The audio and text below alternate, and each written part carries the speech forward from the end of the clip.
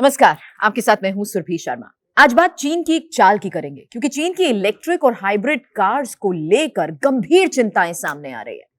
चीनी इलेक्ट्रॉनिक वाहनों में लगी माइक्रोचिप और सेंसर के जरिए बहुत व्यापक पैमाने पर डेटा को इकट्ठा किया जा रहा है। जी हां, सही सुना आपने। इन्हीं वाहनों का दुरुपयोग चीन कैसे कर रहा है, हैकर्स गाड़ियों के नेविगेशन सिस्टम में कैसे सेंध लगा रहे हैं, आज रिपोर्ट इसको लेकर क्या दावे कर रही है, ये आपको मैं बताऊंगी। सबसे पहले बात जासूसी के खतरे की, क्योंकि चीनी इलेक्ट्रॉनिक वाहनों में लगी माइक्रोचिप्स और सेंसर्स के जरिए बड़े पैमाने पर डेटा को इकट्ठा किया जा रहा है। इंपॉर्टेंट यह है कि गाड़ियों में लगे सेंसर और चिप्स ही उपयोगकर्ताओं की निजी जानकारी इसके जरिए इकट्ठा हो रही है।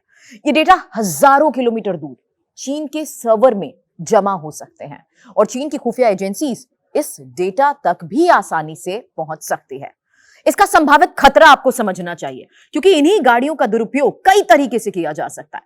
हैकर्स वाहन के नेविगेशन सिस्टम में सेंध लगा सकते हैं, बैटरी को ओवरहीट भी किया जा सकता है जिससे जानलेवा दुर्घटना हो सकती है, वाहनों को 4 पहियों वाले बॉम्ब में बदला जा सकता है। डरा नहीं है, अलर्ट कर रहे हैं। और इन्हीं चिंताओं के मद्देनजर कई देश चीनी इलेक्ट्रिक वाहनों के आयात और उपयोग पर भी सावधानी बरत रही है।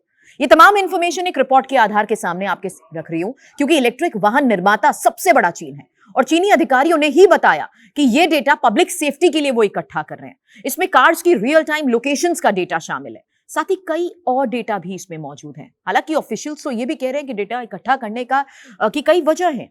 वो कह रहे हैं कि इसके जरिए सरकार की कोशिश है कि धोखाधड़ी को रोका जाए। चीनी सरकार नए इलेक्ट्रॉनिक वाहनों पर बहुत ज्यादा सब्सिडी भी दे रही है।